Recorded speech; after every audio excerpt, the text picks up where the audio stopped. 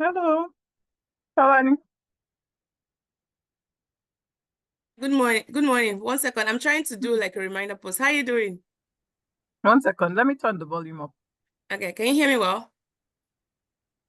Can you hear now? I can hear you. I could hear you Okay. before. Yeah. Okay. I wanted to be sure. Is the background okay? Is everything fine? Let me see. 1 second. Let me text. Dad. Mommy. All that pot has to stop now. Thank you. You know how to blur your background? Blur. Yes. Yeah, maybe just blur. So that way, if people need to pass, they don't feel the. Okay. Yeah. Okay. Let me just 1 second. Good to see your face. Thank you, Daddy. Kalani is online already. No, let him take his time. I'm still trying to do like a reminder post, like Okay. last minute. Oh, Yeah. that's true. We should Yeah. send that around. Yes. So that's what I'm trying to do Your now. Yeah. faces. Let me see. Video. I don't know. Okay. All right. My background is blurred now. Oh, let me look at it 1 second. Is it centralized? Okay, I think that's Yes, good, right? you're centralized. Yeah. So that way, if anybody needs to. Okay. Daddy should still send a reminder post. He's asking if you should come. No, not yet. You can. I haven't even done That's it online. Yeah. problem. I was gonna stay in the background to be of help with any technical issues that might come up. The laptop is charged, everything is here, so it should be fine. No worries. Thank you so much for helping set this up. Oh no. Thank you. Thank you, sis. Um,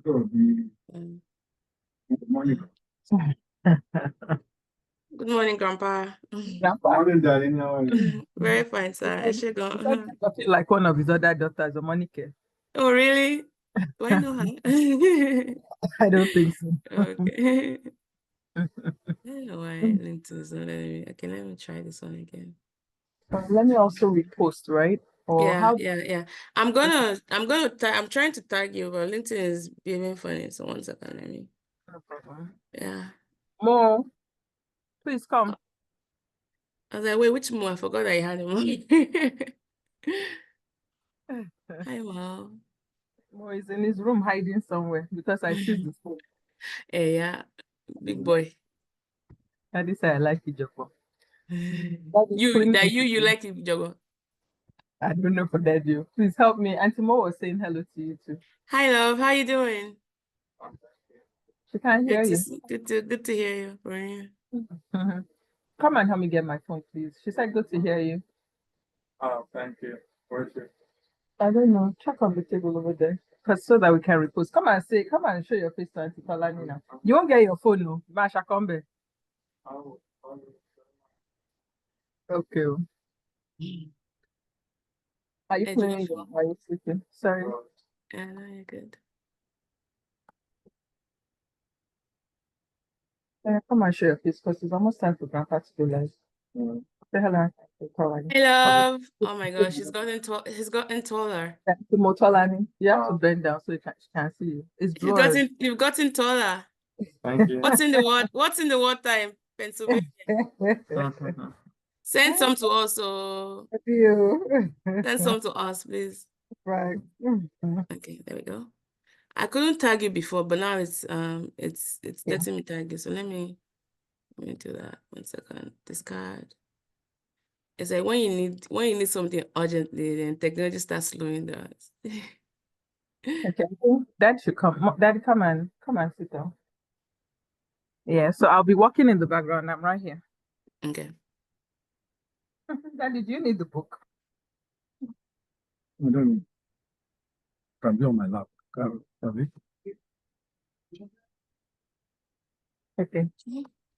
So I'm putting it I'll put it on LinkedIn if you want to take it from there. Post, yeah. I'll Yeah, do that. I'm putting it down on LinkedIn. Yep. There we go. All right. Daddy, are you okay? You can see. Don't worry, we can see you. Just sit. Emma, Close the lights. if I close the lights, then it's gonna make it darker, which is why we turn down the light. Okay. That's, don't worry, she can see you. That's all that matters. Okay, let me doing great, sir. Thank you. So let's go on live broadcasting on Facebook. So I'm gonna put it on Facebook as well. Okay, I'm gonna be. That way, yes, you can also watch from Facebook, and you can share with your Okay. yeah, especially if they don't want to come on Zoom and anything like that. Okay. So it's going on Facebook now. Thank you. Doing live stream. Unfortunately, you can't set this up beforehand. You have to be live for you to get it on Facebook. Yeah. So all done. And okay, there we go. We are live. I want it public.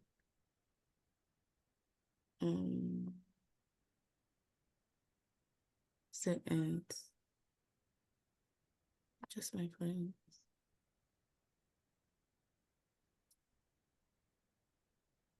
Edit post. Yeah.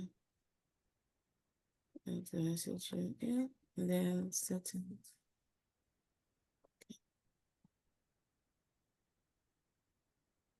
I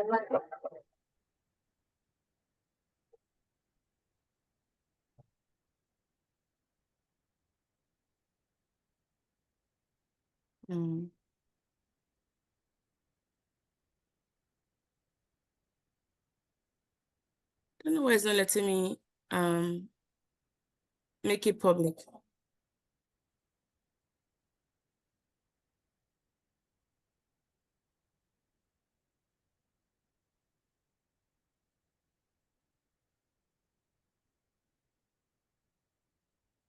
Sorry, 1 second.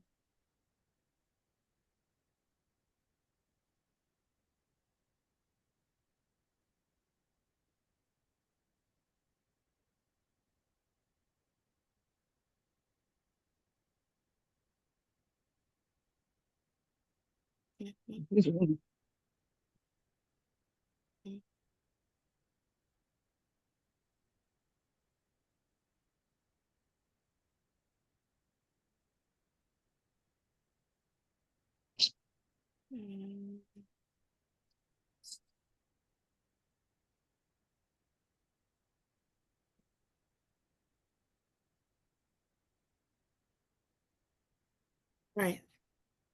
We can just get started. Yeah.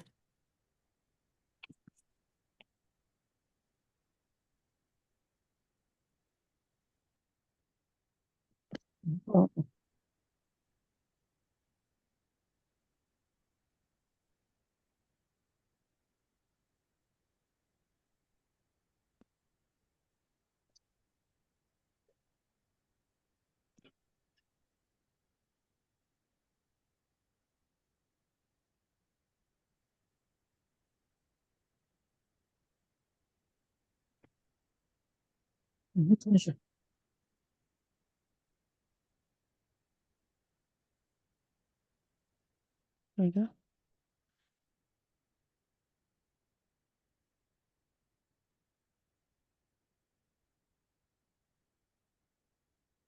Well, good morning, everyone. I am so stoked and deeply honored to share this moment with you all. Today on the podcast is someone that I'm super excited to share the story. We're having the honor of sitting with a remarkable guest whose life story is one of resilience, of excellence, and legacy. He was born on July 7th, 1950. He's a distinguished oral and maxillofacial pathologist, an academic giant, and the former CMD, which is the Chief Medical Director of Lagos University Teaching Hospital, where I finished from. Despite the early loss of his parents and a brother, he rose above adversity, thanks in part to the sacrifices of his sister, to end up building a career marked by distinction and global recognition. He is also a graduate of the University of Lagos and Harvard School of Dental Medicine. He has spent over 4 decades shaping Nigeria's medical education and contributing to groundbreaking research in oral cancer and odontogenic tumors. He has held multiple fellowships, published extensively, and served on numerous professional boards, including the Academy of Medical Sciences of Nigeria. He is a proud father, husband, father of 4, grandfather to 7, and a man of deep values and unwavering commitment to faith, family, and service. In this episode, we'll talk about his early life, the driving force behind his academic success, his reflections on leadership and generational shifts, and the legacy he hopes to leave behind. Everyone, please join us in welcoming the legendary Professor Onatolu Odukoya to the podcast. Good morning, sir. It's such an honor to have you on here, and special thanks to your daughter, Dr. Omalewa Demitokwe, for making this happen. I am super honored to have you on the podcast, sir. Thank you. All right. We do on the podcast, we always like to start from the beginning because we believe that so many of our current doings and the way we've been shaped have been affected or been shaped a lot by how we grew up. So you were born in the 1950s and grew up in Lagos. What would you say were some of the earliest memories of your childhood in those early years? Thank you very much. I was born into a very humble family, and my early days were spent at Sokumbo Street in Lagos. And one of the things that actually touched my life was the way my mommy approached life, the way she showed interest in neighbors. And one of these ways was to put a pot of water, filled with water, on a corridor where people pass, the corridor where many residents pass. Mm-hmm. You know, there in Lagos, there at that time, for our own part of the family, very little. Not many people have refrigerators and all kinds of things in that humble environment. So the water from that pot used to be very cold. Mm. And people just take water from that pot, drink, thank you, ma, and go. Thank you, ma, and go. You know, and that I thought was, it helps me to believe that as you grow up in life, you should show interest in others. As you grow up in life, you must be generous with whatever you have. It doesn't matter how little. I think that was one point that was really very, that really touched my life. Then, of course, as we grew up, there were other issues, in my life. My daddy died when I was 11 years old. Mm-hmm. And of course, at that time, my elder sister took responsibility of everybody. How many of us were there then? My elder sister was the most senior. My other two brothers. And he took care of all of us. And of course, I spent my early lives in a primary school in Lagos, Holy Cross Primary School, Holy Cross Cathedral in Lagos. And that was one period quite exciting. We had a lot of rascals in that school. And of course, the people used to call our school Oli Orepe. The very troublesome, rascally men were there. Some of them older than the normal school age, and they're fond of, harassing their teachers, especially at the end of the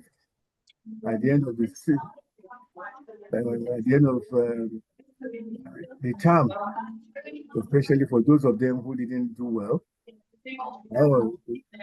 All they need to do was try and harass teachers and so on and so forth. I think these are some of the areas I would like to touch on. There are others, but Yeah. at least in order to allow more comments on other issues. Yeah, yeah. Thank you Yeah. for sharing that. I imagine that the pot that you talked about, was it a clay pot? Clay pot, yes, clay Yeah, pot, because only clay a pot. clay pot can keep water that Yes, cold. yes, yes, it's clay pot. It's clay Yeah, pot. yeah. Wow. And how many siblings? So you talked about your elder sister. I'm sorry to hear about your dad passing. Yes, my elder sister Yeah. and two other brothers.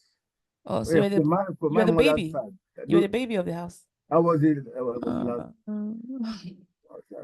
Wow. We had have Siblings, brothers, yeah. but they were not staying with us there in Lagos Island. Oh, wow. Thanks for sharing that.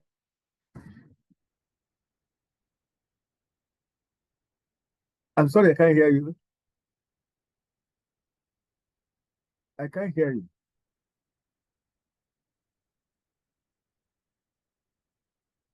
I'm sorry, I can't hear you.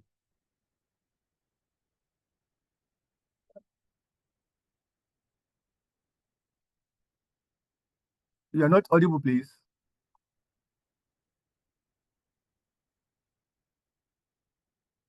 Can you hear me now? Okay, now I can hear you. Yeah, I'm sorry. I think my connection got filled. Thanks for clearing that up. And so your sister and then two brothers and then you. Yeah. All right. Yeah. And shout out to your sister, by the way, for just picking up the slack. I can't imagine it was a walk in the park, being responsible for 3 kids the moment and then helping out around the house. What was you talk a lot about your sister, and especially how she shaped what you accomplished in life. Can you tell us a little bit more about that role she played and what her sacrifice meant to you? Well, it's quite encouraging. She was a grade 2 teacher in the primary school, and she will make some little contributions. A job, they call it in those days, with some other people, and whatever she is able to put together, she will use it to sponsor us. In fact, apart from keeping me in the school, in the primary school, and others in the various, she even helped us up to secondary school level. Wow. As a teacher, wow. Yeah, she was a primary school teacher. And must have been the good old days when they paid them really well, because no, it was just whatever they were paying. You see, in my own case, I don't know whether we used to pay. I think education, I mean, primary school was free or something like that, but I can't remember. But I know secondary school was not free. Yeah, for primary school, one of the things that encouraged me to do whatever I was doing was because of the kind of support I was getting. I was always coming first in the class, just to encourage her to continue to do that. And of course, when I went into secondary school, which was Ibobi College, of course, there I know very well that you have to pay school fees. Yeah. And she still managed to do that. Wow. And she managed till I was in, I got to Form 4, and I was trying to move to the school start year, Form 5. Yeah. And that particular year, Form 4, 1967, I had the premonition that what if I'm not able to do school start because of the rest? I said, what if? Then that particular year, I put in extra effort. I got so many prizes, not only coming first overall, but I got so many other prizes. Wow. And of course, I got them home. I got the accolade from the family. Then I decided I will go and look for sponsorship, because up to that point, my sister was doing it. Yeah. Luckily enough for me, While I was searching around, going to my vice principal at the college during that holiday period, to my vice principal at the college, asking for help. I eventually got a letter to the secretary to the scholarship board, who happened to be an old Igorian too. Then the funny thing was that during this period, I was my mother was wondering what was this boy going out to do every day, and he won't tell anybody. You're studying. She didn't. My mother didn't know what I was. Because she was still alive then. That was 1967, December, late December. So I came back home with the assurance that I might be invited for food scholarship. Invited for a chat on food scholarship. Yeah. And of course, I disclosed that to. Well, I couldn't disclose that to my mom, well, because she was worried that I wasn't doing the house chores, and she was very upset with me. And of course, being upset with me, I didn't know what to tell her. Unfortunately, January 1968, she died. And that gave me a lot of concern. And I now had to think of what do I do? I have to now disclose. Fortunately, while we were mourning and preparing for the burial, the letter for food scholarship actually came, offering me food scholarship. And that it was a case of joy and then grief at the same time. yes, mourning. Yeah. Of course, with that food scholarship, I was able to do my school certificate. I mean, my Form 5 at Ibobi College, and use it HSC. Wow. So that was how that ended up, And when I even got admission into the university later on,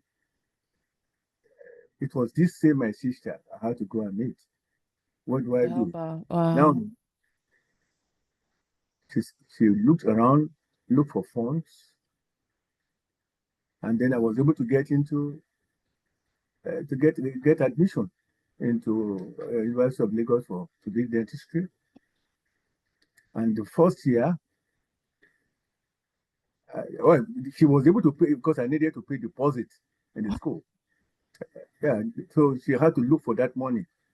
But then after paying that deposit, I had applied for scholarship, a federal government scholarship, and I got scholarship to read medicine.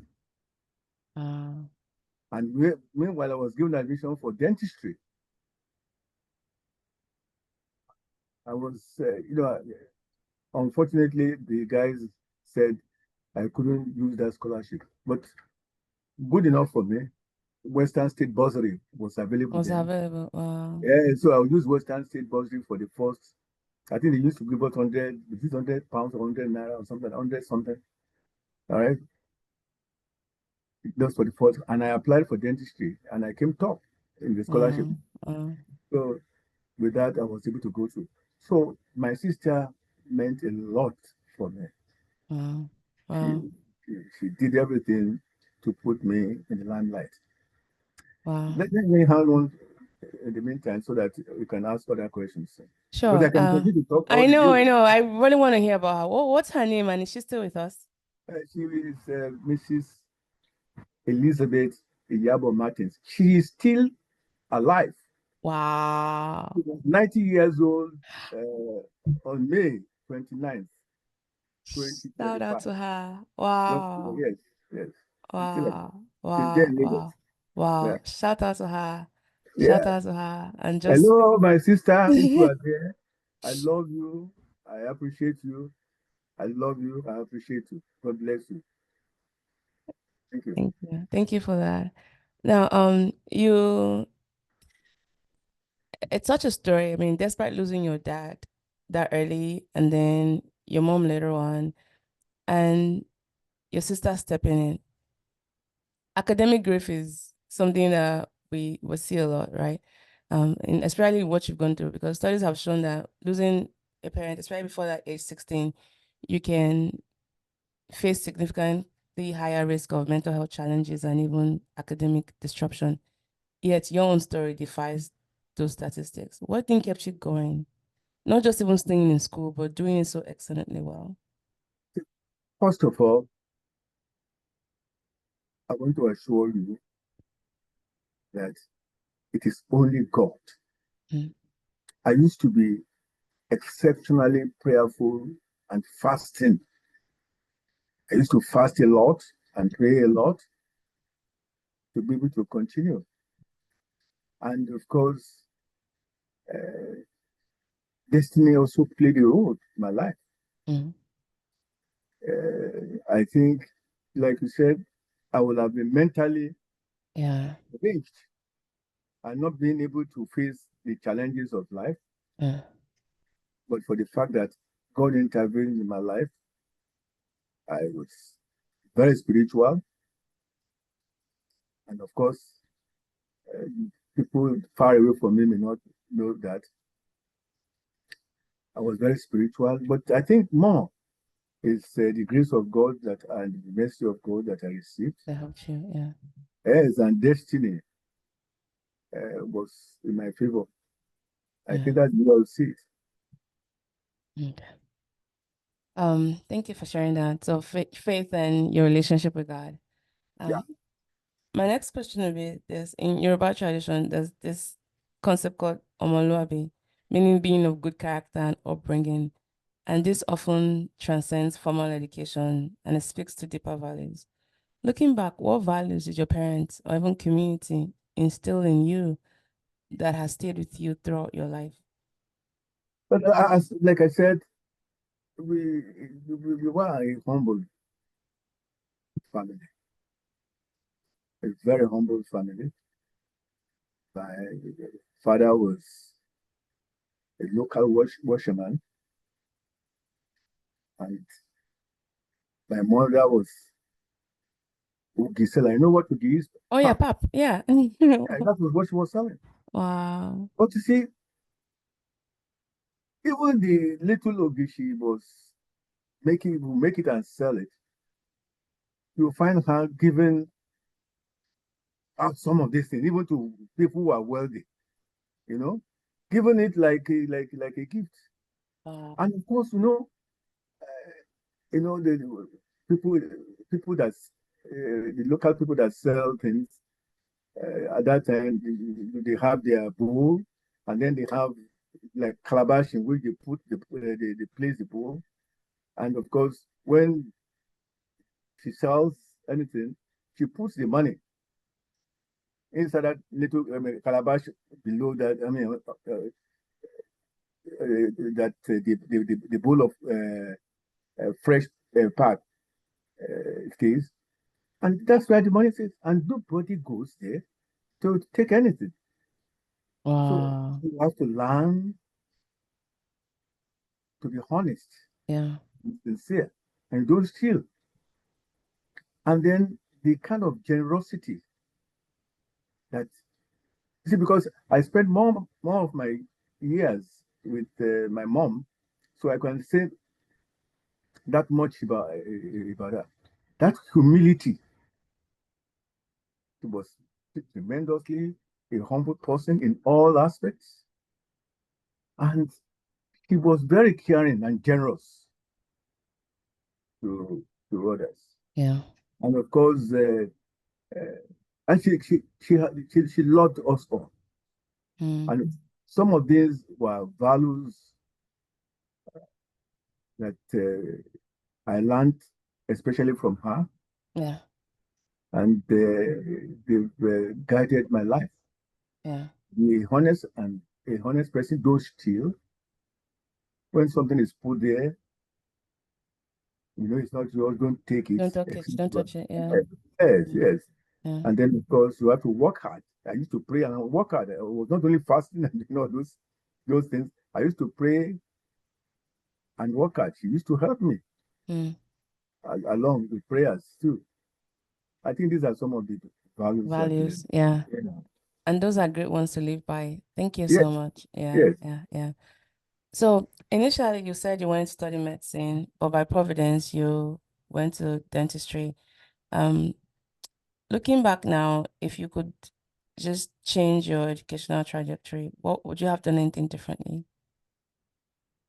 I think, you see, I told you dentistry, Medicine, yeah. Destiny Yeah.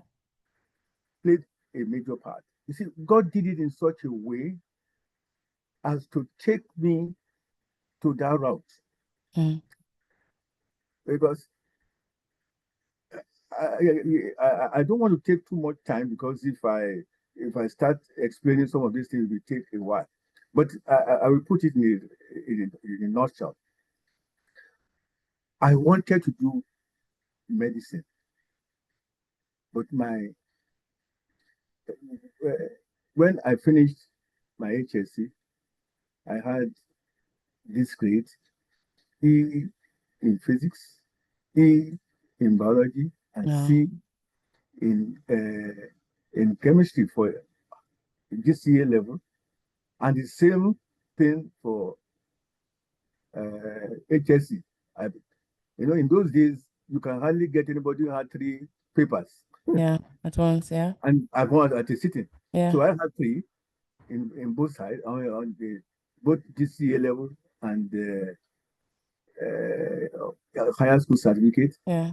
HSC. Exactly a mirror image of each other. No difference. Wow. So competition, whereas people will take 2 here and 2 here, and then they'll join. So I was only able to get in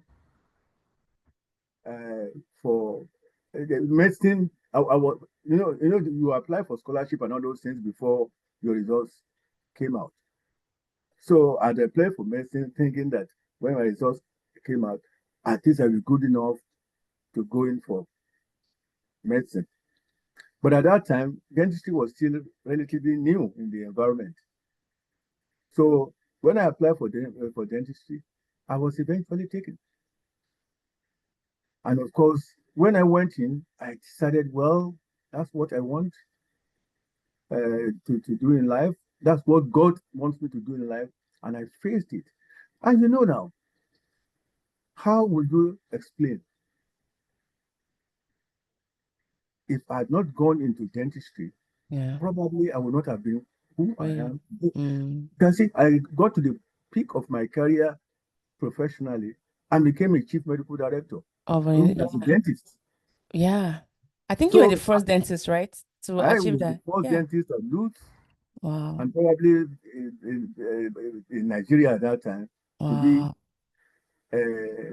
a chief medical director.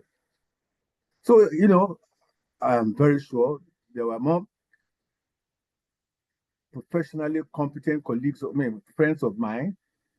If I had been in medicine, probably I would not have even able to come out of that. But you see, God charted me through that route so that I can become what I want. That's why I said destiny actually favored me. Yeah, I think that is the destiny really put. So if I had any other opportunity, all right, I would have had to do dentist. 2 of my children are dentists. Yes. Shout out to them, Tolu and Tokoya and sister. Both of them are dentists, and they're all doing very well. They're all specialists. Yeah. Tom was like me. Tom wanted to do medicine, but eventually ended up with dentistry, and she's a consultant restorative dentist now. Tokwe had always wanted to do dentistry, and she applied for dentistry, and look at her now. Destiny has put her to continue in that dentistry, and she's today an assistant professor. So, it's whatever destiny has done, it's not only limited to me now, it has extended even to your to kids. my Yeah. And the impact is yet to come, generational. Yeah. Yeah. I love how you framed it like, where you are right now is where you're supposed to be. I think a lot of us, we get stuck in that, or trying to go back and be like, I wish I got this, I wish I got that. But where you are right now is where you're supposed to be, but not like resting on your laurels, but finding ways to keep improving on that. But if you were to look back, you'll see just moments where everything you hoped you wanted to be, and maybe it didn't end up that way, but where you are right now, there's still so much opportunity to, keep doing more and getting better at it. But it's also looking back with gratitude and knowing that everything will work together for your good, especially if you're a Christian. I strongly believe that. Yeah, thank you. I also like to add that your specialty is one that is highly specialized, right? We know that, take for example, oral and maxillofacial pathology is one of the most specialized fields in dentistry. I think in all of North America, there are fewer than 300 board certified specialists, and the field requires both dental and medical expertise, right? So kudos to you on all of that achievement. Now, as someone with that great expertise, what would you say were some of the challenges and breakthroughs you experienced in your career? Well, after in the first instance, how did I become and how did I take into that course, into that program, into the specialty? I returned from the US, I mean, from All right, yeah. National Youth Service Corps Hmm. in Nigeria. And of course, I got a job in youth as a senior house officer, stroke registrar. And that department was Department of Oral Surgery and Oral Pathology. I joined that department, and of course, I was highly skilled in oral surgery, and I spent most of my time with the surgeons, the experts, the Professor QCs, the Professor Onatolu and co. They were all there at that time, and so I was spending more time with oral surgery Mm. than oral pathology because there was no program, no no no residency program as such for oral pathology and whatever. And then Professor Adeyemi Musadomi, who was the oral pathologist, the first in Nigeria. All right, I happened to be the second. Yeah, he was the very first, and then I became the president. So he said he wanted somebody to send out for training to go and read oral pathology. All right, I looked around me. I said, I'm interested, sir. That's what interested will take me. And that's why I was converted from a senior registrar. I got an appointment as a research fellow too.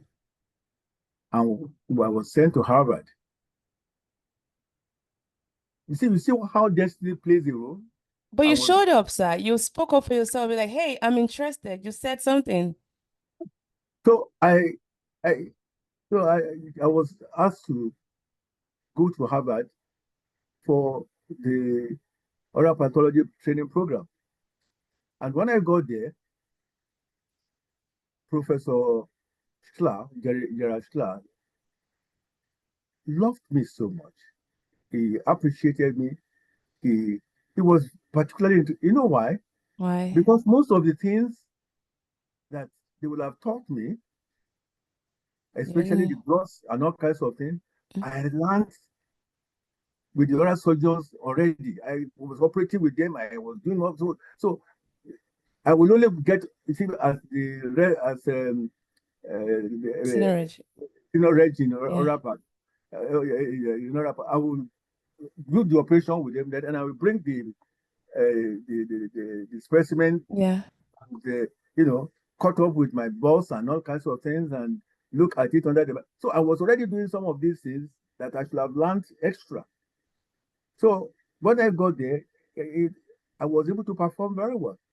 I was doing very well, and he did all things possible to support me. I'm talking about Professor Gerashina. He did, in fact, I will tell you for free, the course in oral pathology All right. The course in oral pathology, I was exempted from taking it. Wow. And I was given the opportunity to teach it. That was how much he trusted me. He gave me one or two courses, I mean, a few topics to teach. Wow. And give me a grade for my course. So I got a grade for the course because I went to, again, as one of his residents, I went to teach it. And then, of course, there were all the other things that he did for me. I never had, for the 3 years program that I did, I never went for holidays once.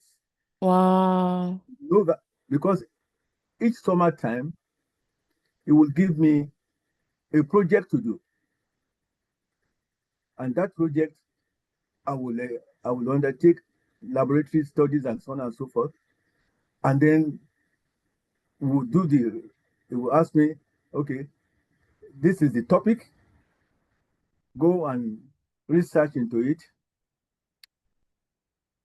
write the introduction, and then, okay, we build up the paper. And then if the paper gets published, he puts me as part of that paper. You know, when you that our program, you are appointed a research fellow, even as you are on that page, you are a research fellow. Yeah. No, I'm talking about the other program. Yes. You get in there as a research fellow. Yeah. Yeah, and so you are a titled research fellow all through. All right. And with that, I was building up papers. By the time I finished, he wanted me to spend 2 more years. Wow. And take the doctor, they call it Doctor of Oral Biology there. And unfortunately, the sponsorship at Harvard was not a joke for University of Lagos. University of Lagos said, sorry, we can no longer. I had to come back. So I finished with the Masters of Medical Sciences in Oral Biology, and then a certificate of specialty training in oral pathology. And of course, one of the things that he did was he introduced me into cell culture tradition research.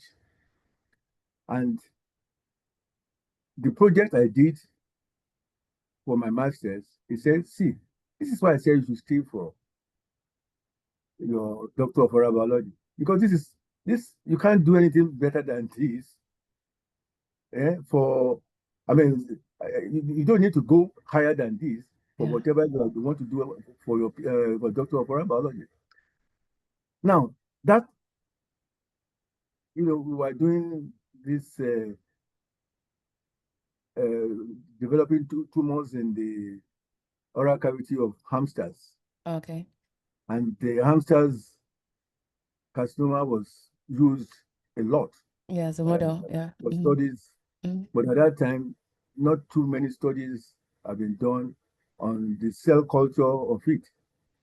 So he said we should try and establish a cell line from one of those carcinoma, and of course try and put back the cell line. I mean, the harvest the cells and put back into the animal and see whether they will grow. Right. So that was a very interesting thing which we did. And his own lab was not known for that cell culture thing. So we had to go somewhere else for another lab to do it. So unfortunately, or fortunately, I would say, the technician of, it's also at Harvard, the technician of that particular lab left a month that I started. So we had to come back to our lab at the Harvard Dental School to continue with supervision of somebody, another senior person. So we were all not too deeply experienced. But then I to establish that primary culture was not a problem.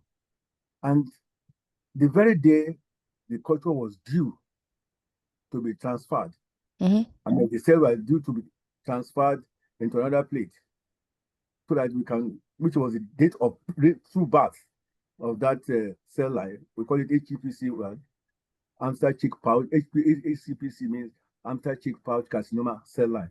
All Okay. right. The day we were going to do it, all right, do the transfer, I was supposed to do it myself. I got a call from mommy. She was about to deliver a baby. And it was that day that Tom was born. But then it was that day that I said, please let me do this thing I want to do before I come. I made sure I transfer first, and that culture was established. So that culture was established the same year, the same day that Tom was born. And of course, that cell line has been something that, yes, so, and it was a significant breakthrough. Yeah. For Because your we're able research, to yeah. yes, it was research-wise. We're Yeah. able to do some of these other things, characterize the cell line and put it back into animal. It grew again and so on and so on. So it was quite an exciting. And then, of course, it made sure for legacy and for record that that work was published in the Journal of National Cancer Institute of the US. NCI, nice. I'm telling you, it's still so that was that's why I always refer, that's the highest journal I've attained in my life, and I'm very grateful to God for it, and very thankful to Professor Jonathan. He's late now, but I love to remember him. Let me stop there in the meantime so that Yeah. you can I have see so that. many questions. And thanks to our guests joining us. We are still catching up with Professor Odukoya. If you have questions, you can put them in the chat. So you went back to Nigeria. Yes, I went back to Nigeria. Practice, yeah. right? After Nigeria. 3.5 years or so. Yeah. Nigeria loses, last time I checked, and this statistic might still be a little bit askew, loses approximately 2,000 doctors annually to immigration. Yet you chose to return, and the time you even went back, I mean, the economy was a bit more stable than it is right now. But you just didn't go back. You actually went back and you built a lot of infrastructure that I believe, and I think a lot of us to believe, has really shaped medical and dental education in Nigeria. What would you say were some of your biggest challenges transitioning back to Nigeria's academic system, especially after having small time, it seemed, in Harvard? It was truly a big challenge. Now, I went with, at that time, that's the biomedical research. I came back to Nigeria. I joined the program. I joined the arrangement that we had on. But for research, it was tough. I wanted to start, first of all, the animal research and develop the tumors, just as we are doing with carcinogen. I had problem. One, I said I needed a hamster. Those rodent hamster with Yeah. They couldn't get me hamsters. Somebody eventually got me hamsters, one or two, of course, and they were keeping it like so as to nurture them. Somebody frustrated that effort, and then I was given terrible names.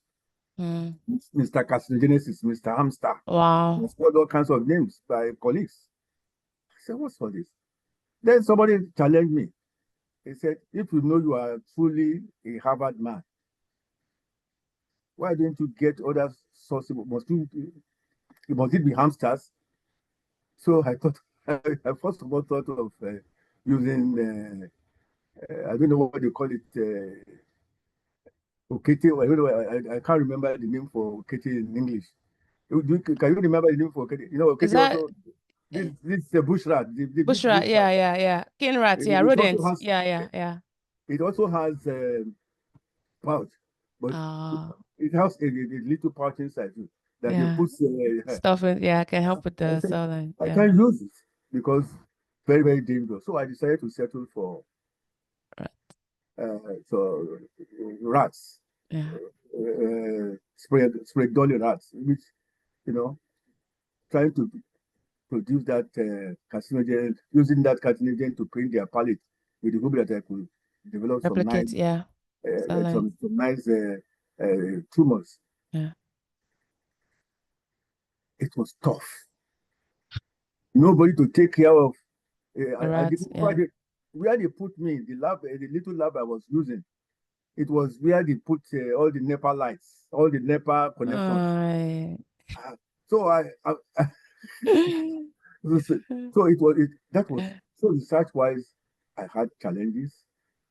Then I said, okay, what do I do? What about my skill in cell culture? I tried. It was tough too. It was tough. Then one day I sat down in my office and wrote a research grant with Commonwealth Medical Fellowship grant to go and use it to do something in Glasgow. And of course, eventually I was able to do that.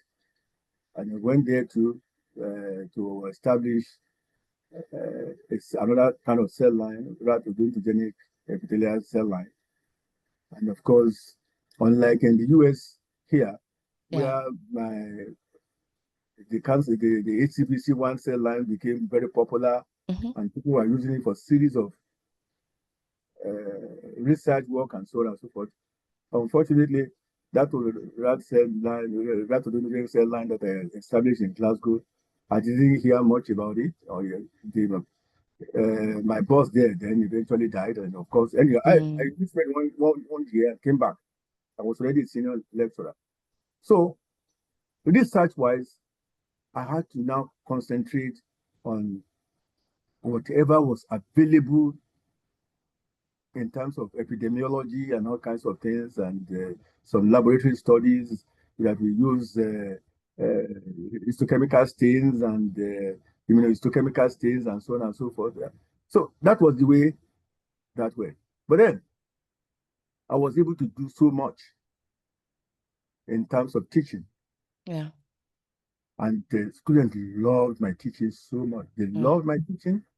They loved it so much that even when I became a professor, and I think in 1996, by 2016 or so, the students, I mean, you can imagine how many years I've been a professor. I've been teaching them.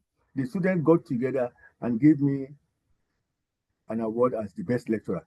Wow. Before they were not organized for such a purpose. Yeah. But for the first time they were organized for such a purpose. So if I've been teaching as a professor for nearly for that period of time, and I still got an award as the best lecturer, just to tell you how much. So a lot of people became encouraged and mentored by me. They love my teaching, they love the way I do it, they love the way I relate to them. And I was able to attract a lot of fans, let me say fans, who today you will refer to as mentees. Yeah. All right, all over, across various disciplines, specialties in dentistry. I have many of my mentees all over the world. One day, a lady came to me. She was a nurse, and she told me, "Oh, my doctor is always talking about you." I said, "Who is this your doctor?" If at that time I didn't remember very well. That's somebody who passed me, and she was not doing oral pathology. Wow. But she was in the US, but that she would always talk about whatever I have done, all the things that the kind of mentorship I gave them, you know, some of these things you do naturally. You don't. I do it because I believe whatever you do to your neighbors and others, all right. If it is bad, you and your children will reap it. If it is good, you and your children. So some of the mercy that my children get all over the whole place as a result of some of these things that I have been doing that I didn't. I thought I was just doing for free, you know.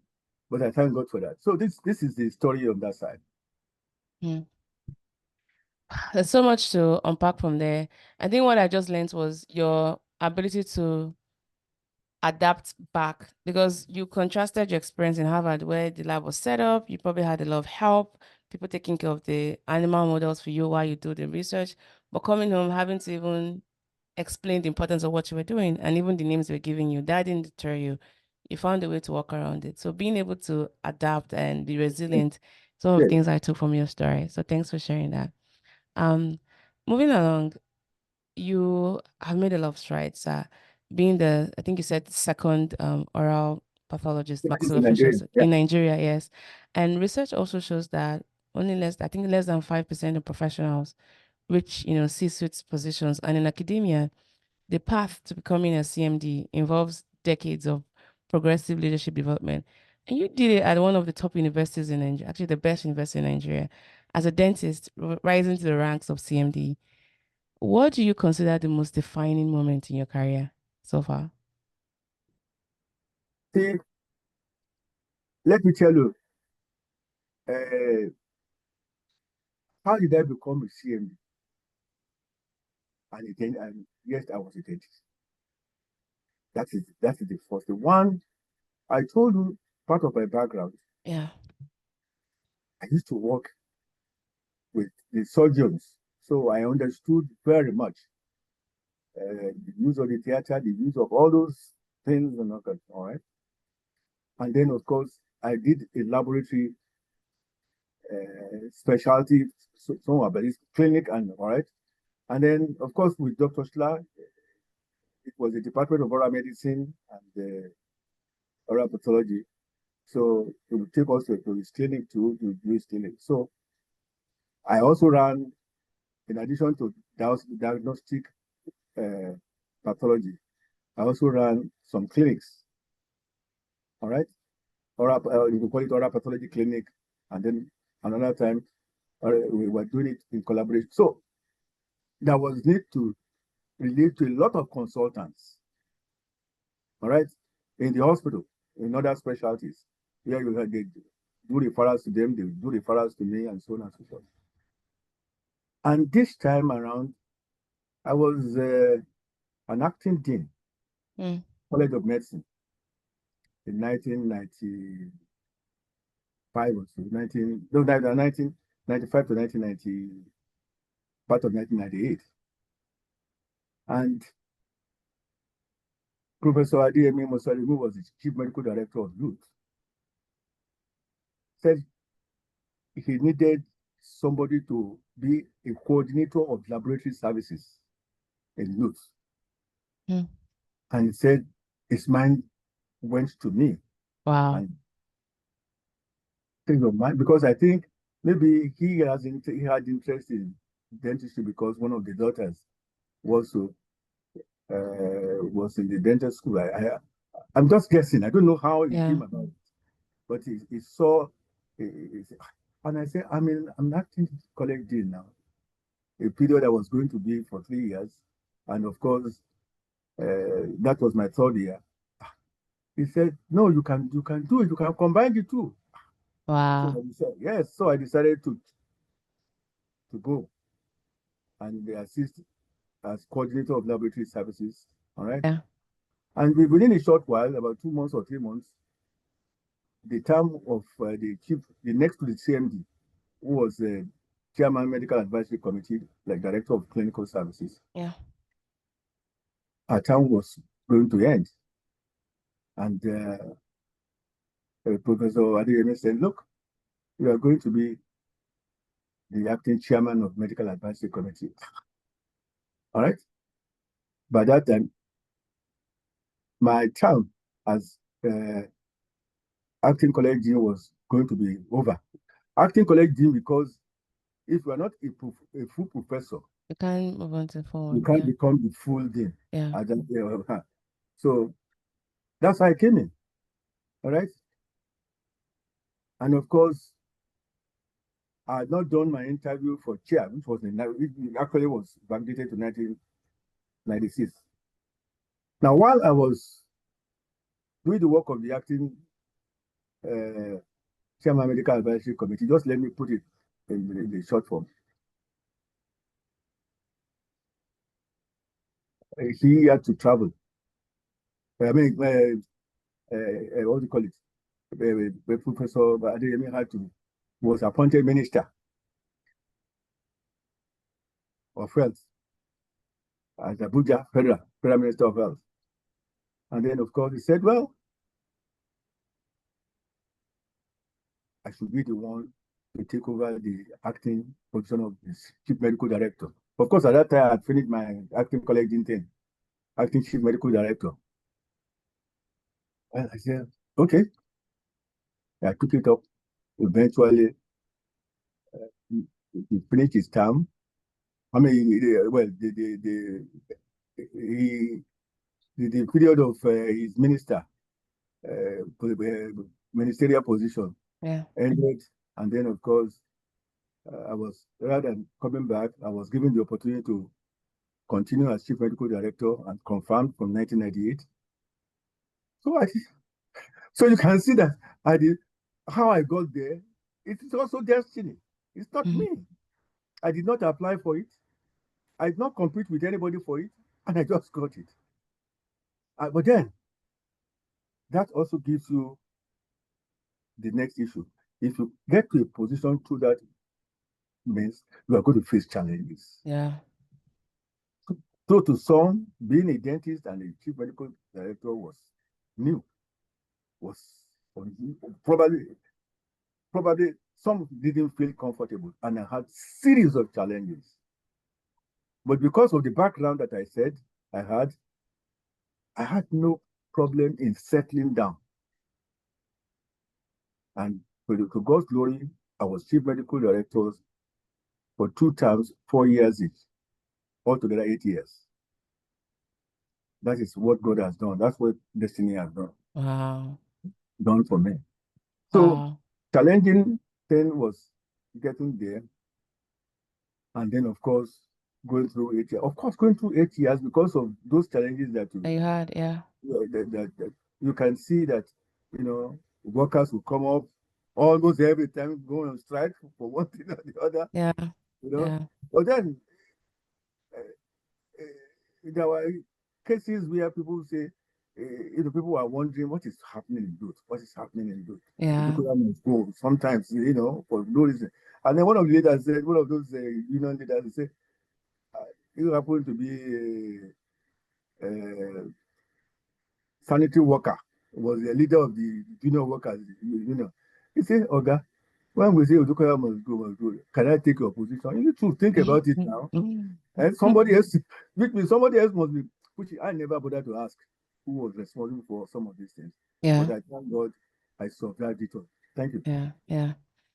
Thanks for sharing all of that. And I think the sobering thing is people can read more about this in your book. Yes, in your book. Yes, which we'll talk about soon. Yeah. Yeah. Thanks for sharing that. I'm just curious. How would you describe your leadership style? Well, I think I would describe my leadership style as being humble leadership, leading by example, and always ready to negotiate, always ready to talk. But you see, because I knew where I was, and I knew the challenges one could face. I learned one thing from that position, which actually modified my life. And I want people to look at this way. Usually, as the chief medical director, you direct all affairs. the buck stops on your table. And that's why the workers will tell you, whether you are given money to pay us or not, we don't know them at Abuja, we only know you. Yeah. So we're the one who will harass if we don't get our salary in time.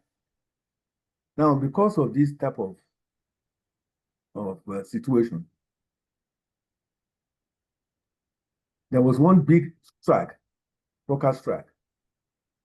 And of course, we were summoned to Abuja.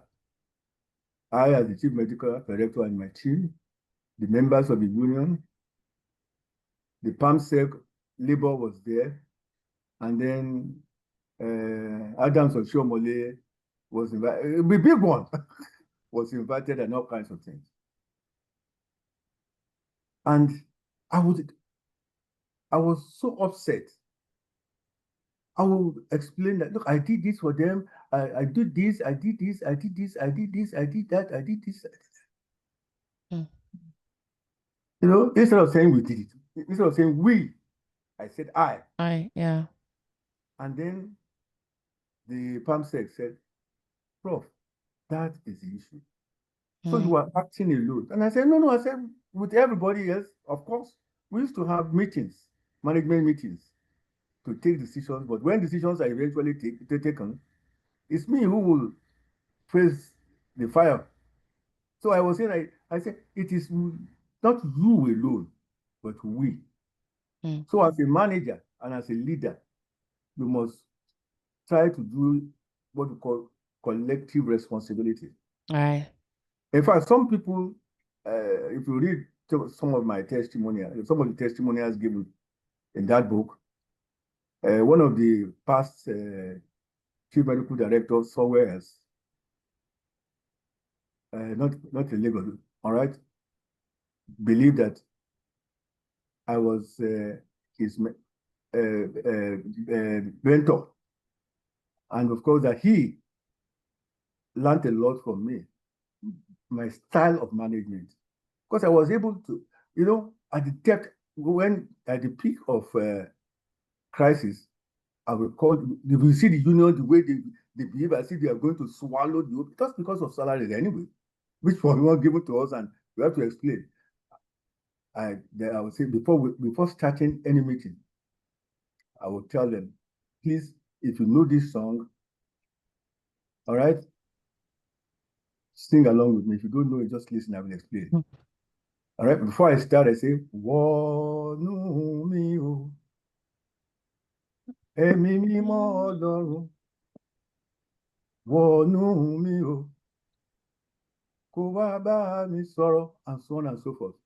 I will sing that song, all right, trying to minister to them very quietly. And they will, these are some of the styles, and of course, a number of things.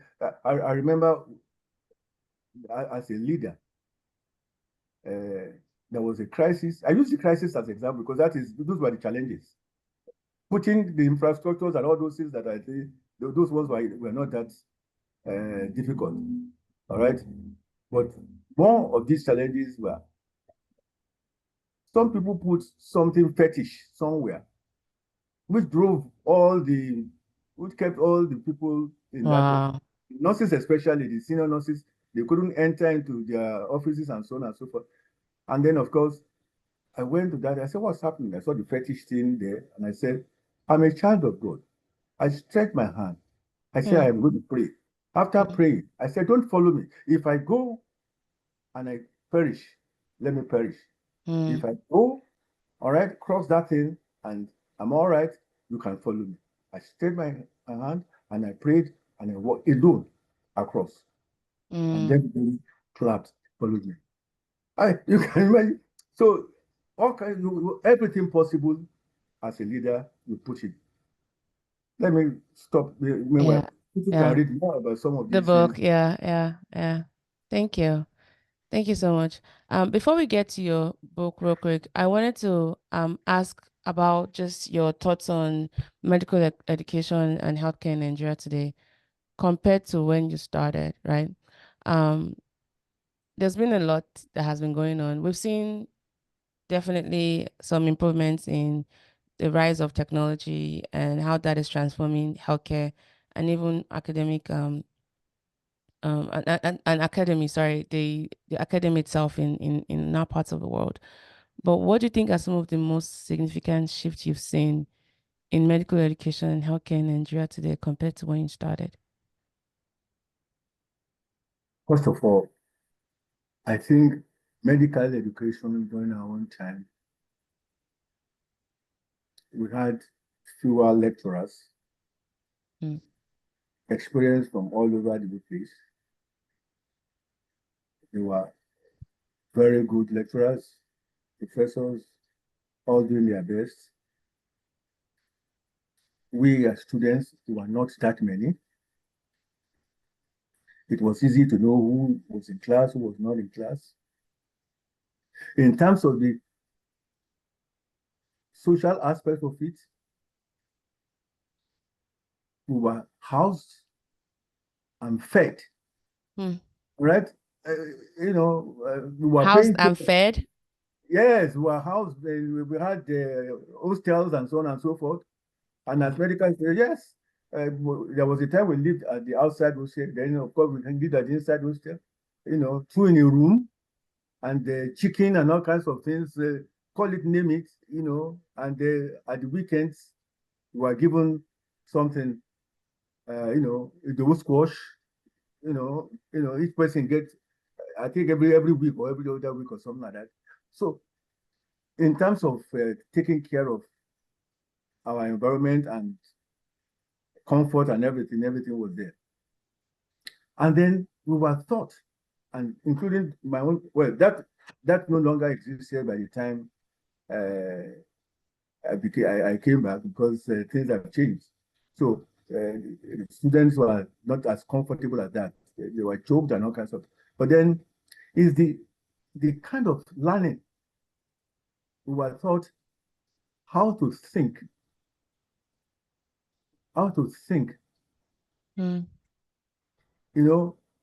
reasoning, scientific reasoning. I've answered you.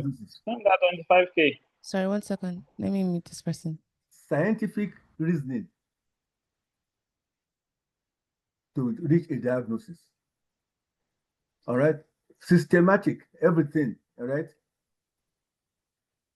Now, and that was the approach that I took too. When I came back, I would go, even though if I could get to the class and just throw some slides on histopathology, no, I wouldn't do that. I would start with a lot of clinical photographs, all right, of the patient, and build it up into radiological presentations, build it up into histopathology, and explain why this thing that you see in the histopathology occurred in the clinical antecedents that I gave them. That was a kind of reasoning, and so there was a logical thing. Yeah. But with time, things have started changing. They call it integrated medical, whatever, or integrated, whatever they call it nowadays. Ideally, it's supposed to help, but I don't know to what extent it's helping. In fact, for those of us in dentistry, my own period, we were doing head and neck, anatomy, head and neck, abdomen, no limbs, and so on and so forth. And then subsequent training allowed, in subsequent, relatively newer group, they had the whole body anatomy and so on and so forth. And you know what that means? It was supposed to help you when you are doing your medicine and surgery later in life and so on and so forth. But without that, we were able to do that. All right. But so all those things were very nice. All right. But when they started this integrated medical knowledge, it was becoming more because people who were doing the training did not take it as part of their own course in life. Things have changed. And of course, here in the US now, what I have observed is that people are getting too laboratory dependent. Oh, I see. Yes, that's my observation. You know, and I'm sure very soon Nigeria will also be following it, such that it is only from lab results that you don't have to really think the logical reasoning. And I discussed it with some of my colleagues here that I said the way teaching are going is a little bit different. When they have to see all kinds of laboratory results from A to Z before they can give you a diagnosis. In those days, you examine a patient, you take down the radiology, people will do what they want to do. The whole idea is that they are doing this with the hope of, well, I don't know whether it's, I'm not particularly excited about it because I love the way that kind of thinking where you have sequence in your reasoning from the live patient to some your x-rays, you don't depend too much. You can only use the laboratory finding to confirm further. But here, the laboratory finding is what Is used, yeah. helps them with the diagnosis. Yeah. So medical education is changing all over the world, including Nigeria too. Yeah. But because of the background, let me tell you this for free. Because of the background of teaching that we used to give them in Nigeria, anywhere our students go, anywhere in the world, they are always able to adapt to the new system. And they become stars. Because, yeah, they become stars. Well, but at least we have to move all to that, to the same level anyway. Please go ahead. No, thanks. I mean, it's, as we were talking about the good old days, the housing and the feeding, contrasting that to what I experienced in Luz many years ago when I went there. So now it's almost like two different places. It could have been two different environments as well. But I am also encouraged by just, the talents that we have back home, and hopefully the tides return, because it's so different from how you explained and the experiences you had. But I'm also curious to know, do you have any concerns for the future of education, especially medical education in Nigeria? Well, apart from the fact that people are leaving, good materials are leaving the country. Right. A lot of good materials that we should retain are leaving the country. And of course, it's almost getting to a climax nowadays. But then the environment has to be right for people to come back. I'm sure Nigerians will always be willing to come back and do something in the country if the environment is right. I mean, I can see the effort is being made by the government. I know right from my period, all right? Like since we inherited the dilapidated structures and so on and so forth, and Professor Adeyemi Musalumi before me tried and tried and tried, even as minister. And then, of course, from that time, the environment engineering company modification, where they have new equipment introduced, came up, which I followed for about 8 years too, until things are nowadays more infrastructures are coming in, more equipment are coming in, and the new CM. By the way, the new CMD of youth, is a dentist too. Oh wow! So you paved that way. Yes, the dentist, and I'm Professor Adeyemo is the dentist. And I'm very happy about that. Yeah, One nice. of these, that's about almost 20-something years later. 20 years after. Wow. After I left. So I think this is the kind of situation. Yeah. All right. Yeah. Segue before we talk about your book and your family life, Obi. As someone who has lived through multiple technological revolutions, right? maybe let me start by saying this. We see with the advent of AI, right, we could see that I think they've predicted that it could automate about 30% of medical tasks by 2030. Now, as someone who's witnessed the evolution from paper records to digital systems, what's your perspective on the rise of AI in medicine, in research, and also in education? Well, I'm concerned. How so? I'm concerned because most of the things that are done and supervised from the beginning to the end by humans, they will be taken over by the AI, yeah. And of course, that means a lot. So and of course, AI is mechanical, electrical, and all kinds of things put into place. It can fail anytime. Don't tell me it can never fail. It can fail. All right, because all those who did the planes and so on and so forth never expected that the thing would just come down the way it's coming down nowadays. So it can fail. So if it's a human being, all right, if the first human being, I mean, you don't go there to operate alone.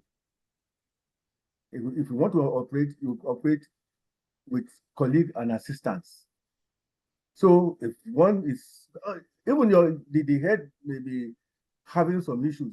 Yeah. And then of course, the head of the team will be having some issues, and then maybe the younger one that can say, so why don't we go this way? It has happened. And then a clever person will follow.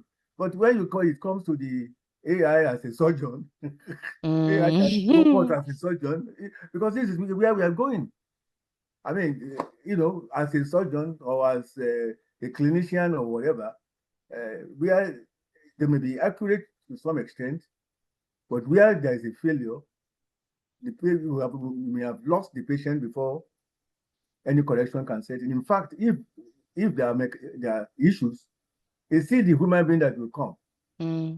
But you see, the need for the specialists, the need for all those experts will not be that much again. You rather invest on robots to do the job than to employ somebody who's going to keep thousands and thousands, and then you now millions and millions per annum, and then you now find people losing their job. And that's what I anticipate. Yes. Yeah. Fewer specialists, and then less interest and so on and so forth may come, except the robotic, robotic, yeah. Robotic thing is controlled, heavily controlled. Yeah. Yeah. So I think that is my worry about AI, and of course I've told you with this type of laboratory tests only, all right, laboratory tests only is what comes before the doctor now. Diagnosis, yeah. Then diagnosis comes. You see, so it's still part of the AI-driven thing. Yes. So I think this is the only thing that gives me worries about it. But it would be helpful, as the last stage in the confirmation of diagnosis. But as preliminary diagnosis, here probably you have money. There is a lot of funds available to support health and so on and so on, to support some of these programs and so on and so forth. But it comes, that's why things are very expensive back there in Nigeria. If you want a very good, excellent care with all these sophistications around them, you pay a lot. Yeah. As some people in Mushin or whatever, who is a well-trained doctor, could manage as much. And then, of course, the final stage may be for confirmation over there. Yeah. Okay. Thank you. That's a balanced perspective to have. Cautious optimism about it. Now let's talk about your new book. I think you said that first-time authors often discover that writing unlocks new forms of expressions and reflection. And then the process itself can be quite transformative. What inspired you to write your new book, and why now? Okay. Now let me explain one thing. This is not the first book that I have written, but this is the first Biography. biography. Yes, yes. There's a book on oral and maxillofacial pathology and oral medicine by Odukoya Odukoya and some other people.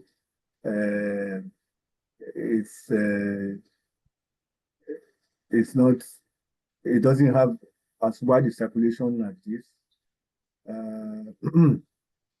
But this is on me. And I want to let you know this. It is a biography and not an autobiography. I give the information, I give everything and approved, but I employed the services of biographers, 2 biographers, and you can see them. If you see the book, at the back of the book, you will see the 2 biographers. All right, they came to put. They both have a PhD in English from University of Lagos, and of course they put the book to the. And you see, so that's one to let you know that it is a biography, not an autobiography. Not an autobiography. And if I did not do this, it will take some time. In the sense that I myself, once you get to the age of 70 years and you retire from university, things slow down. And I believe in one thing, that the story of my life, the kind of people that I mentored, my family, my faith, my general experience in life should be well documented. And of course, it has taken so long. The story would not have been complete until I retired. And of course, yes, it would not have, and then there was no way. I was such a very busy person during my active pre-retirement period that I could not sit down to do this type of thing. I had people I was supervising, projects I was supervising, people I had to teach, I have to do an exam here, I have to do this, I have to do all that kind of things. But after retirement, even though I was still doing some of these things, gratis, all right? Some of these activities gratis in Nigeria. I felt there must be a time that this must come. And I said, all right, by the age of 75 years, if God gives me the life, I will make sure this is done. So I started working on this about 2 years ago.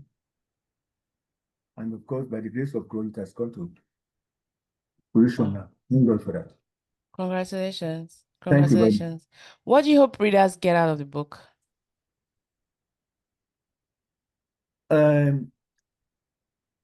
What we actually expect readers to get out of this book is to look at my humble beginning and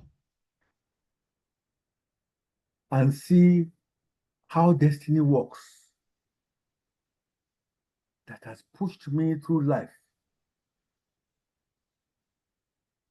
to attain whatever I am today. I want them to look at it and see the amount of challenges I faced at different levels. There was no level that I didn't face challenge, whether at the early stage, middle stage, I have always been facing challenges. Dedication to duties, hard work, being prayerful, and a very good family support. They are essential in building my life. And I want people to get this. And then, of course, my family. I want them to know about my family because each of my 4 children give testimonies. My wife, who's the pillar of our home, gives testimony. And you can imagine if you can stay on the 6th of June, 2025, our marriage was 45 years. Wow, congrats. Thank you very much.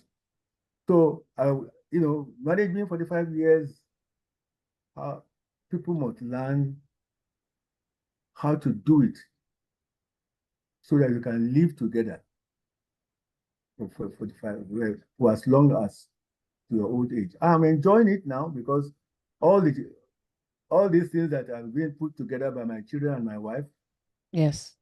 all right, that's a result of what I've achieved in life. Yeah. Without them, I would not have been. Do I know much about all these podcasts and all kinds of things? Yeah, I yeah. mean, Yeah. so I think people should learn that. They should learn about family values. Yes, yes. They should learn about hard work, dedication, Mm. and the fact that if you are a humble person, you will go many miles. A long way. Yeah, yeah. And if you have a humble beginning, it doesn't preclude you from reaching the peak of your career. Nobody must give up. You Mm. struggle and struggle through life.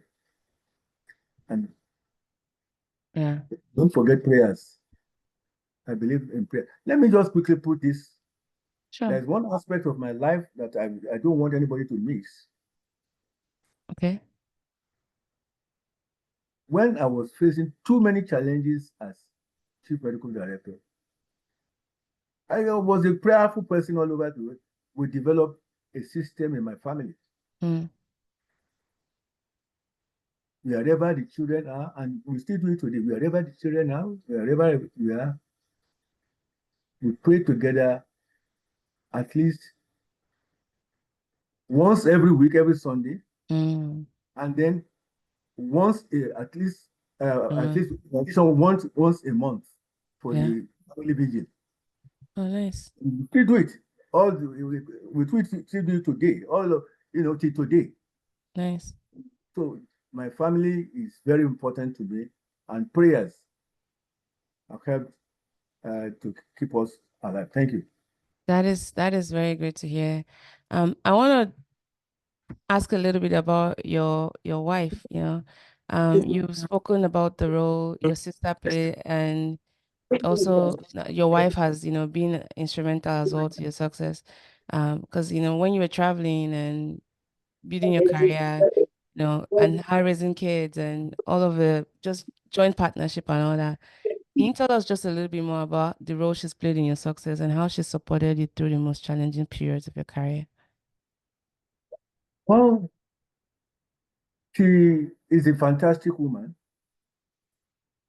who was very, very dedicated. And,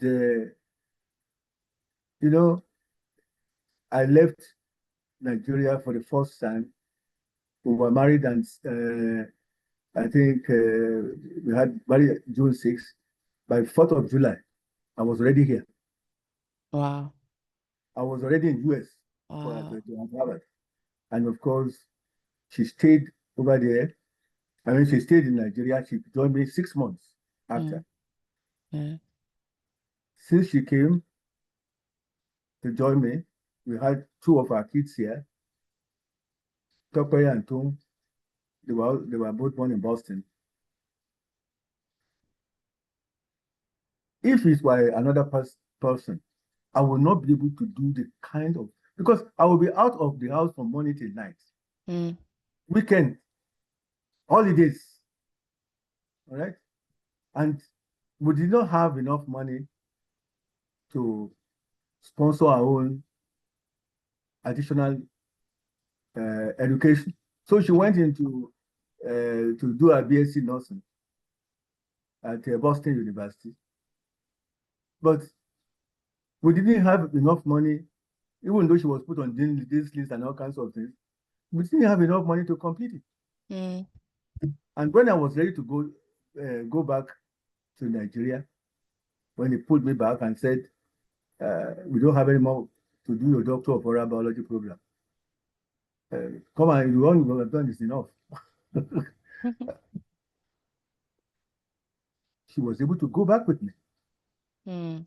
And today, God has blessed her, not only with 4 children, 7 grandchildren, Mm. and she worked as a healthcare specialist because she did occupational health Health.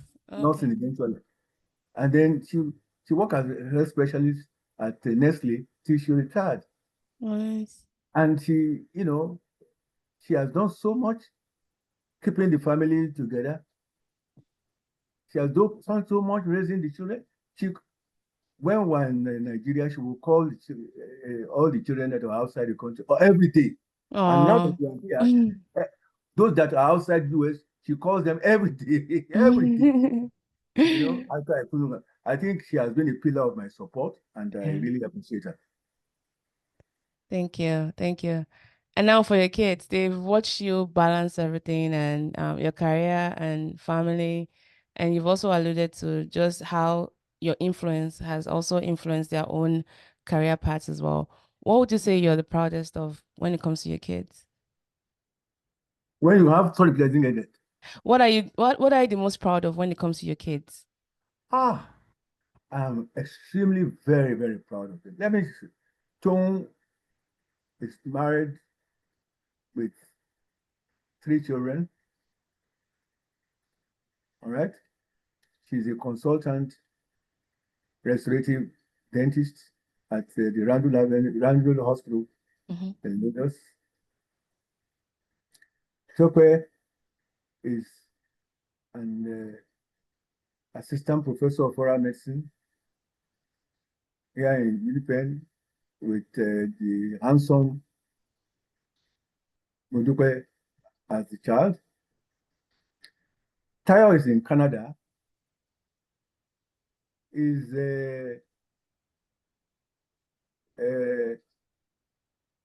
into so many things. That's the issue now. But he had his first degree in metallurgical and materials engineering. Nice. And second degree in that's master's in information technology, and my master's in information technology. He's in Canada. He's married to Ize. They have 3 boys. All right. Yeah. And they do very well. They have their business and all kinds of things there. And my last born, who was born after I returned from Saudi Arabia, Toby, is in Germany. He had his first degree in geology in Lagos, and he has just completed his master's degree in geology in Frankfurt University. Yeah. In Germany. They're all doing very well, and I'm very proud of them. And you can see the output. All these ideas about things about the book, the marketing, it's all put together by them. Yeah. God bless them. They are wonderful kids, and I'm very proud of them. Yeah. God bless every one of them. Yeah. Oh, wow. This has just been great talking to you and learning more behind the scene. You've done a lot, and your impact is one that is still reverberating across the world. Now, you've talked about your approach to leadership and the things you've helped in establishing some structures in place when it comes to medical and dental education in Nigeria. Now, for your children and grandchildren, what do you hope your legacy would, be like when all is said and done? What do you hope to leave behind for them? Well, You know, you cannot be talking about physical things. Because if you live behind physical things only as legacy for people to watch over, then of course physical things will eventually degenerate. Yeah. No matter. But one thing I thank the Almighty God for them is that they all have faith in God. They all have faith in God. And of course, they are to learn about humility in life. They are to learn about leadership in life. They are to be generous in their approach in life, reach out to as many people as possible, help their neighbors, and mentor as many people as possible. They are to keep their family united and keep their own family united, because if we can spend 45 years together, they should also strive to spend as many years, even many, many more than ours, with their own family. God help them.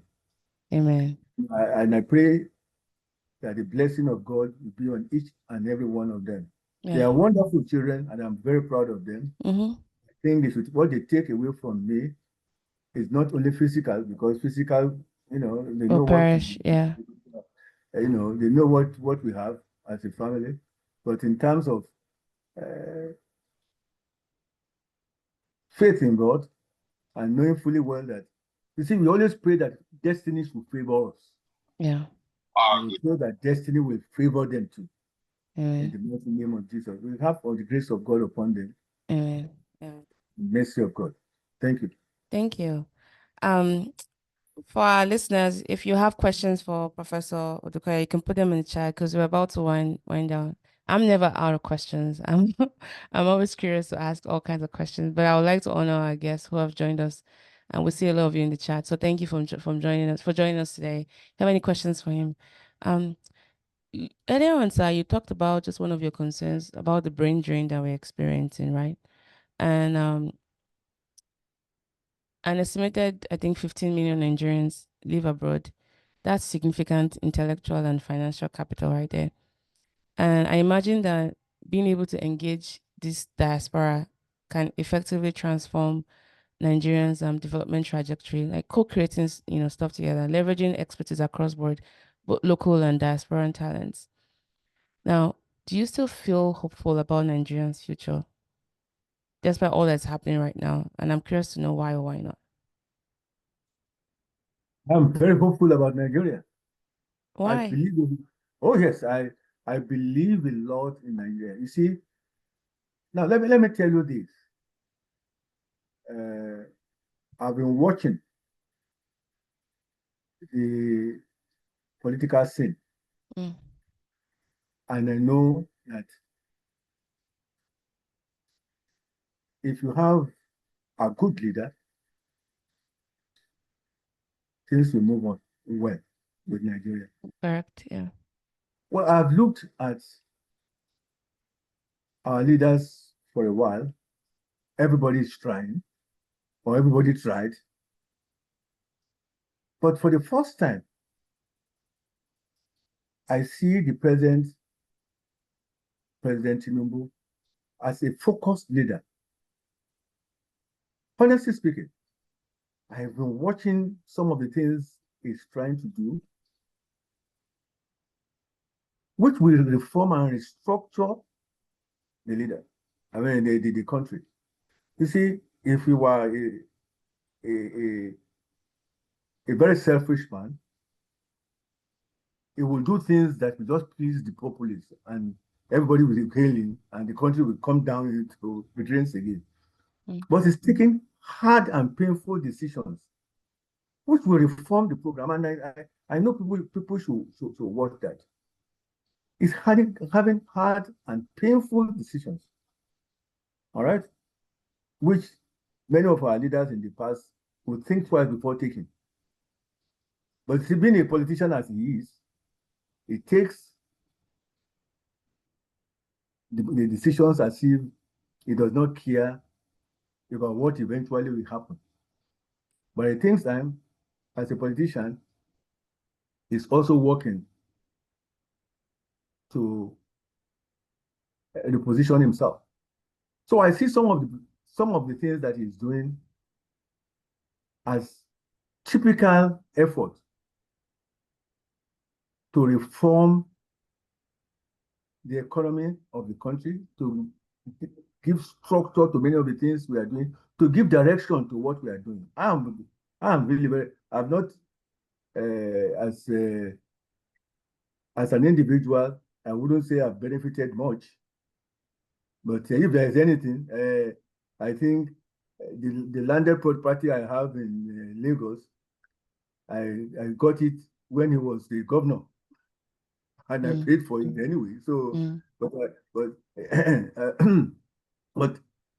but I know from what I've seen that he means well for Nigeria, and I just pray to Almighty God that God will guide him so that he'll be able to successfully carry out the restructure to the extent that people down the line will feel the effect. So I have a lot of hope for Nigeria. That must be a whole lot, because many of us feel different from that. But yes, it's because you have not gone in. You see, sometimes I'm being blamed for listening a lot because I like to listen to different views. But if you don't know, if you listen to social media, especially those who when you hate somebody, there's nothing good about that person. You will not be able to listen. yeah. But if you, at least for people like me, I like to listen to all views. I like to see why, and I listen a lot. In fact, I've never been a politician. I've never joined politics, but I've always discussed politics in my life. So we are the armchair politicians. Yeah. I'm yet to meet a Nigerian parent that doesn't discuss, especially daddies that doesn't discuss politics. Yeah. Yeah, go ahead. No, go ahead, sir. Sorry. Yeah. I didn't So it's the reform. Yeah. That is going on. I mean, you imagine the issue of the naira. A friend of mine told me 2 years before now that look, that country was going to go berserk, maybe Zach, what do you call it? That country was going to fail. That you will see, Naira will become 2,500, something like that. And when that thing was done, it has stabilized up to where we have. And we are hoping that it doesn't slide down again. Definitely, some of these things are painful. The effect will be initially painful. But yeah, people talk about their lifestyle and so on and so forth. To me, security of our leaders is as important as our security as well. Yeah. They must secure themselves and make more effort to even give better security to us as well. So I am praying for them that they continue to do better. Yeah. Amen. And thank God that the future of the country doesn't lie in one man. Yes. I will remain a skeptic, but even skeptic and believers, we all have our roles, right? And I guess time will tell. So thanks for sharing that.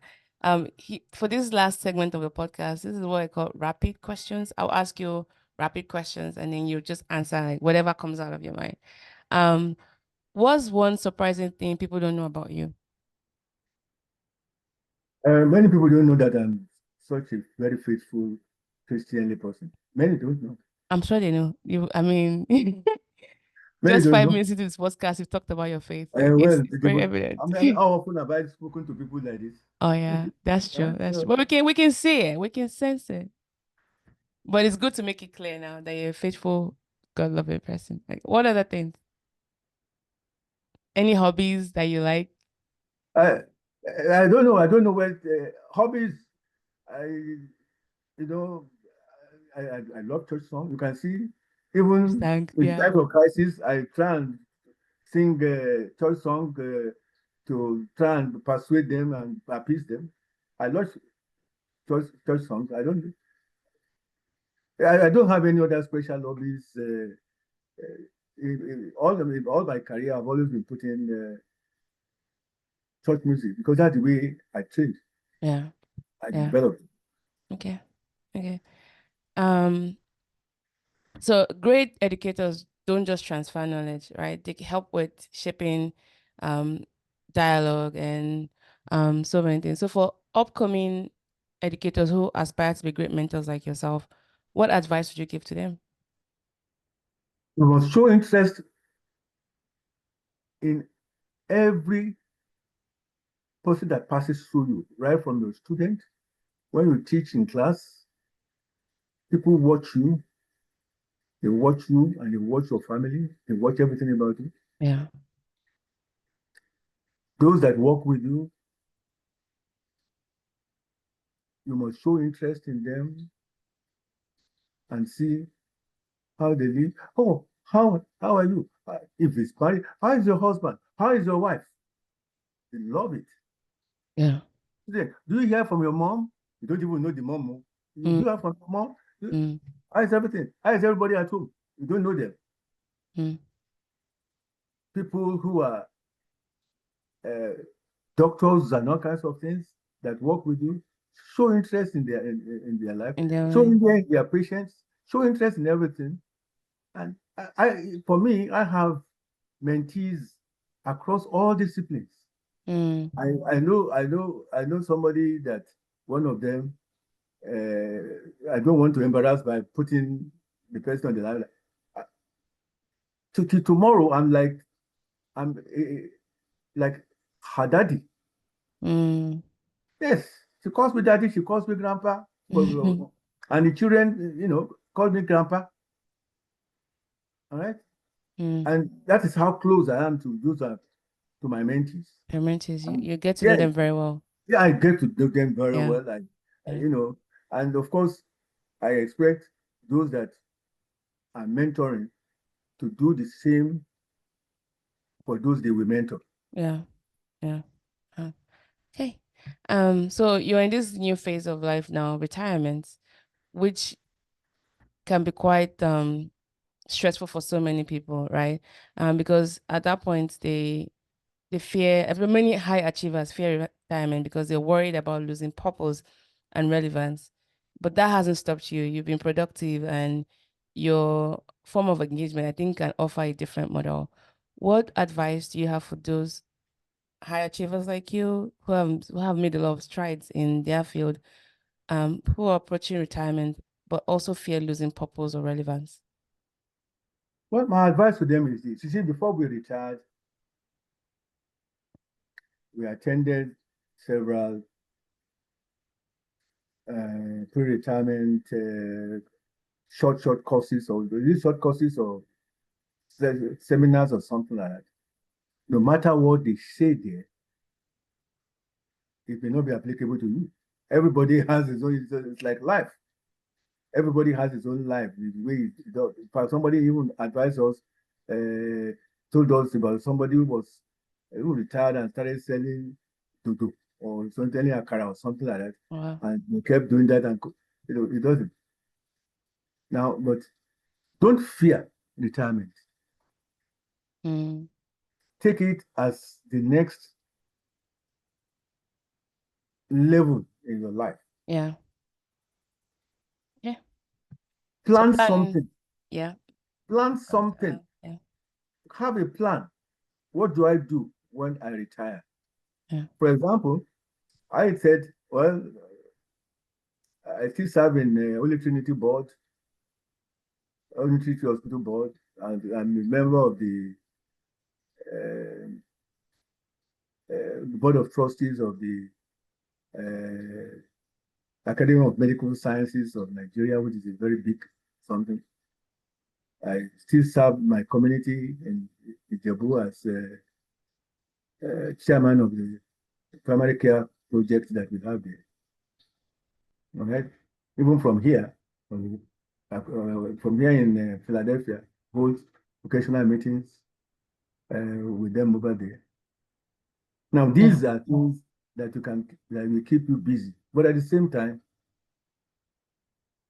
the plan that you must have must bring you some little income. Look at the income that is likely to come, Right. and how you will be able to sustain yourself. Yeah. And of course, it is not when you're about to retire that you think of, I should have trained my children this way or that way. You should be training your children from the beginning. So that by the time you get to retirement age, whatever contribution they can make to your life, they can make to like I'm enjoying my children now. They are contributing a lot to my life. They're making me and my wife very comfortable, even though they are all struggling to do their best. You know, we are trying to be comfortable. So I think for those who are coming, just have a plan for your life. Some people go into church administration as preparation towards it. So, but the most important thing is have a little plan for your life and stay healthy. Do your best and stay healthy. Because one of the things that will bother you is when you retire, you want to keep looking, thinking about death. You know, for as much as there is life, there is hope. All right. So plan for your retirement. Thank you. Thank you. I think 2 more questions for me. And first, I just want to acknowledge some of the chats from Dr. Enwuchola. He said he taught me at both undergrad and postgraduate. He's a great mentor who instilled the passion to study oral pathology. He's also a very good family man with a very lovely family. So those are some of your accolades, sir. Collect all of your flowers. Yeah. You've talked a lot about your mentors, but I'm curious to know, who's a student or a mentee you would never forget and why? That must be a hard question for you, because no, it's not hard. I just really? don't want them to be jealous of each other because I love all my children equally. But there is a particular mentee that I will never forget, and I will tell you why. Her name is Professor Olajumoke Ajipola Effiong ní Akérémesì. Why do I take particular interest in her? Her father, late Professor Akérémesì, was instrumental to my coming into dentistry. And the man did not know me from Adam. Oh, wow. All right. And then before the man died, he handed over the daughter and said, look, everything that you are doing, even though she's a lady, I want you to help her and encourage her to do. And the lady studied dentistry, studied oral pathology. She's now a professor of oral pathology. Wow. And she's one of those organizing my birthday and the book launch. Yeah. So I can all my other mentees, I beg you, don't get angry. Don't be envious of her. There's enough love to go around. Because there's enough love I have for all of you. Yes. And we feel it. Now, where can people find your book? Why? Where can they find your book? Like, where can they find it to buy it? Well, what the children have put in place is you can pre-order. Okay. Right? It will be shipped to you. That is before July 7th. You can come on that day or book launch in Lagos and in Harbour Town here, and to the book launch and buy. And even after the book launch, you can order and it will be shipped for you. I think all the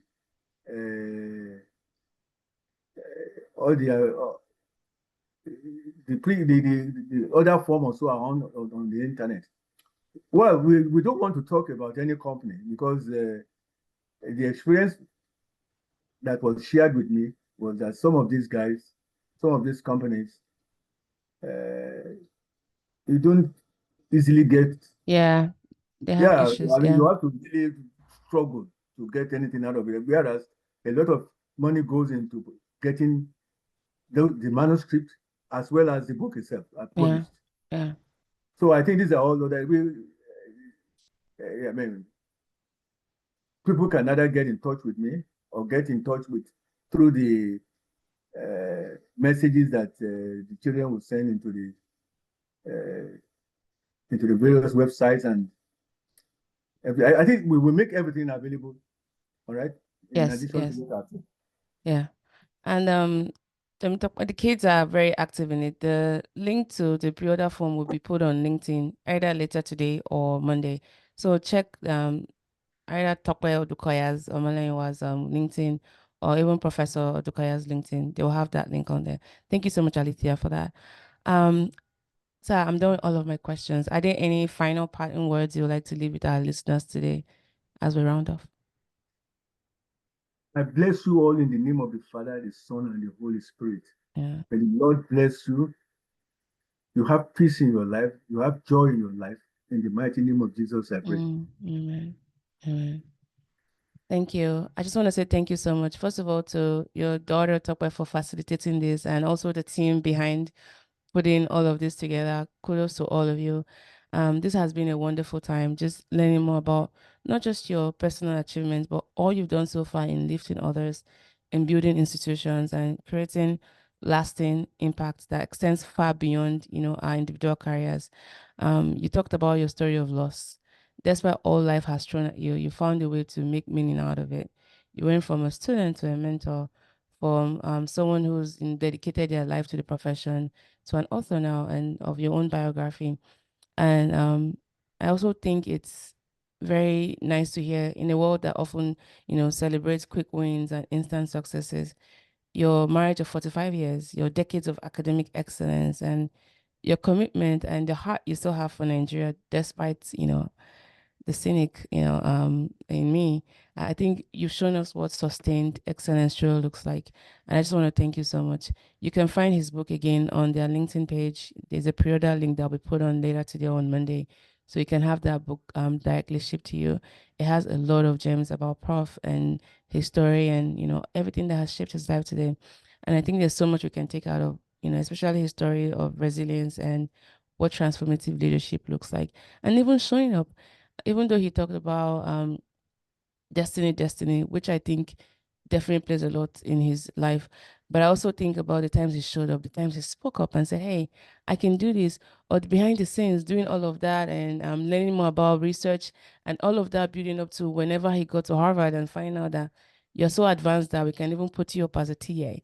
Those are things we can learn from his story. So for our listeners, if this conversation moved you, if it challenged you, if it inspired you to think differently about leadership, mentorship, or legacy, please share this episode with someone who needs to hear it. And don't forget to subscribe to the Sibyl podcast for more conversations like this with remarkable individuals who are shaping our world through their expertise, wisdom, and commitment to service.